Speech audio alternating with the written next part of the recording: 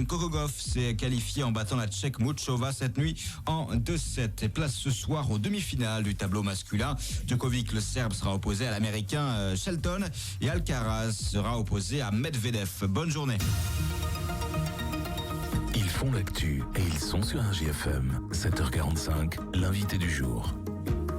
Merci d'être avec nous. Nous recevons ce matin le président du conseil départemental de l'Allier, Claude Riboulet. Bonjour. Bonjour. Merci d'avoir répondu à notre invitation en cette semaine de rentrée. Vous étiez présent évidemment dans les collèges en milieu de semaine, en début de semaine pour cette rentrée. Une rentrée placée notamment sous le signe du numérique, puisque on en avait parlé sur cette antenne en fin d'année scolaire dernière. Le département lance Mon Allier numérique. Qu'est-ce que c'est exactement ? Avec les élus de l'Assemblée départementale, on a souhaité que les jeunes confrontés au danger du numérique soient l'objet de ce qu'on appelle une grande cause départementale.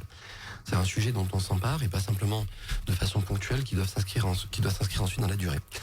Et donc, Mon Allier numérique, c'est une partie d'un dispositif de cette politique de prévention pour que nos collégiens, qui sont de toute façon tous confrontés au numérique, à Internet, les réseaux sociaux ou autres, soient, j'allais dire, le mieux possible protégés de tout ce qui peut s'y passer de pas très joli.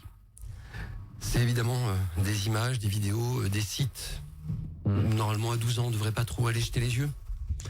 C'est tout ce qui concerne aussi le harcèlement, et ça vient davantage par les réseaux sociaux.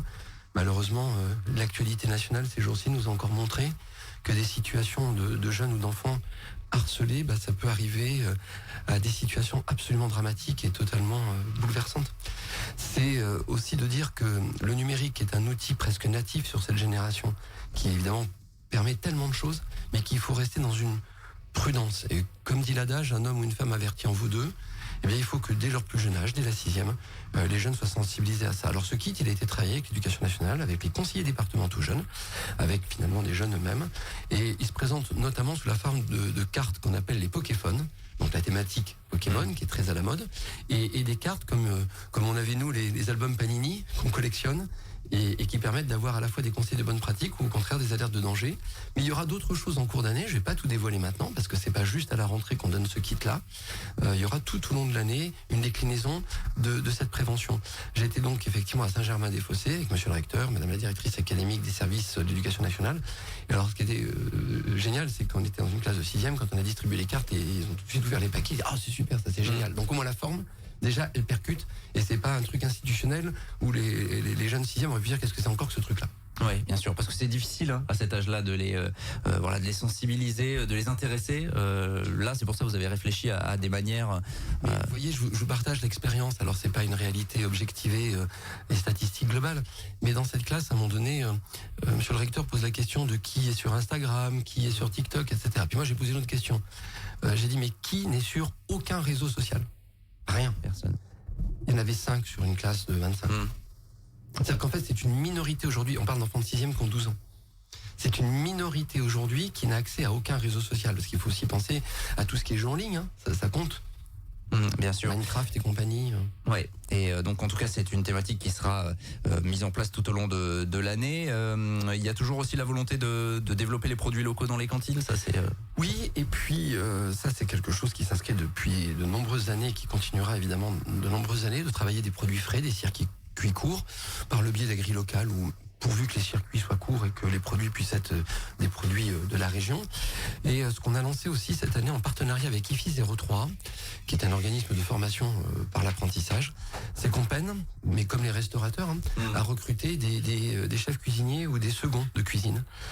C'est une difficulté, c'est un métier en tension. Et comme on veut garder, nous, nos cantines scolaires avec des produits frais qui sont travaillés, confectionnés par les agents du département, avec IFI, on a lancé des recrutements de postes d'apprentis, c'est-à-dire formation à IFI et apprentissage sur le terrain dans les collèges publics de l'Allier. Donc si il y a des jeunes du bassin Montluçon très élargi qui pensent qu'ils ont peut-être une vocation pour devenir cuisiniers dans la restauration collective, ils peuvent contacter le conseil départemental. Et c'est un vrai enjeu, parce qu'à terme, s'il y a des difficultés, c'est tout simplement la confection des repas sur place qui pose problème. Et ensuite, ça voudrait dire faire appel, pourquoi pas, des sociétés privées pour livrer les repas. Ça, c'est pas une bonne nouvelle. On le fait exceptionnellement. Ouais, ça avait été le cas au collège Jules Ferry ponctuellement l'année dernière. Exactement. On le fait exceptionnellement, soit quand on a des gros travaux, ça c'est classique, qu'on peut pas utiliser la cuisine, soit quand on a des absences ou des recrutements qu'on n'a pas réussi à faire. Et puis il y a Et le la plan. volonté, c'est d'abord de fabriquer tout ce qui est repas en interne. Il y a le plan collège également, ça c'est un plan d'investissement sur les bâtiments. D'ailleurs dans le bassin Montluçonnet, il n'y a pas de gros travaux, on a fait l'essentiel en fait. Alors, il n'y a plus de gros travaux parce que quand les choses sont faites, il n'y a pas besoin de les refaire. Il y a quand même des travaux conséquents, notamment à Jules Ferry. On garde évidemment des lignes d'entretien par an. Bon, le chiffre, tout le monde va l'oublier, c'est 7 millions d'euros qu'on met chaque année sur l'entretien des collèges, des bâtiments, etc. Sans compter l'informatique où c'est plus de 2 millions. Bon.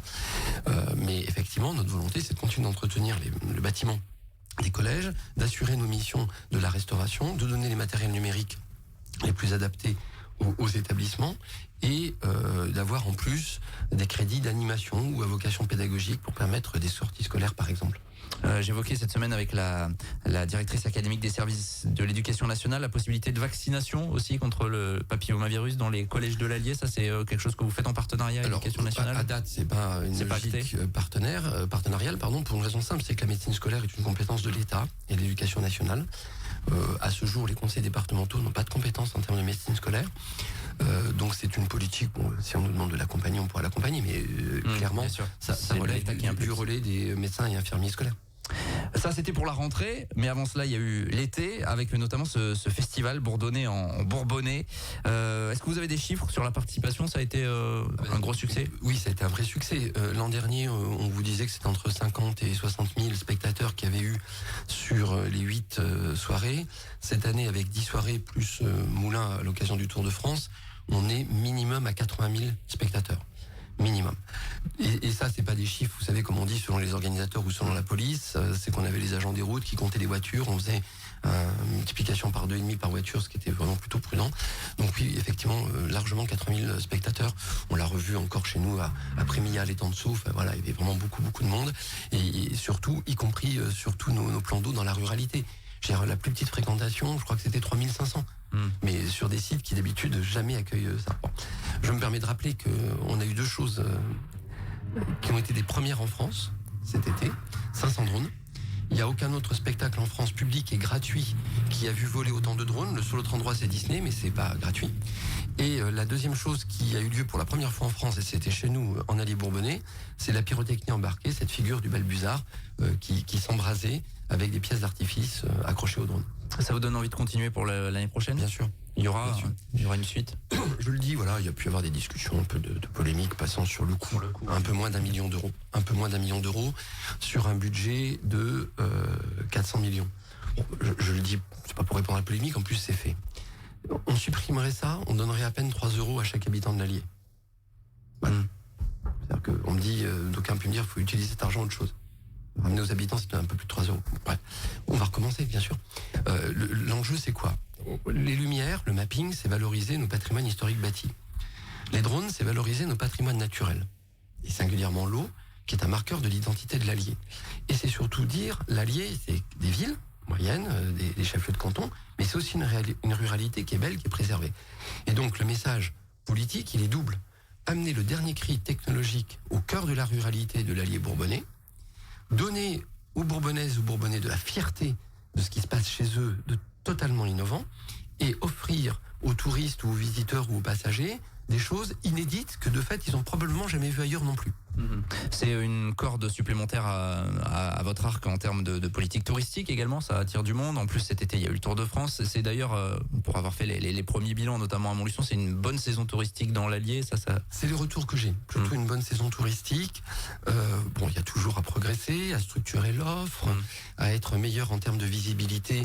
C'est ce à quoi s'emploie l'équipe de l'agence d'attractivité Allier Bourbonnais qui a repris les fonctions et les missions du CDT, qui travaille avec les acteurs beaucoup plus dans la proximité. C'est consolider aussi l'offre d'hébergement. Le département subventionne, en moyenne, c'est 25 à 30 gîtes, chambres d'hôtes ou meublés de tourisme qui sont accompagnés financièrement par le département chaque année. Mais on pourrait en produire encore davantage. L'offre d'hébergement est dans tous les champs, mais on vise aussi surtout bien sûr la qualité. Elle peut s'améliorer. Mais quand j'ai fait ma journée touriste début août, alors vous allez me dire, oui mais la saison avait déjà commencé, évidemment, c'est pour moi une manière de mettre un coup de projecteur pour dire, regardez tout ce qu'on a dans ce département.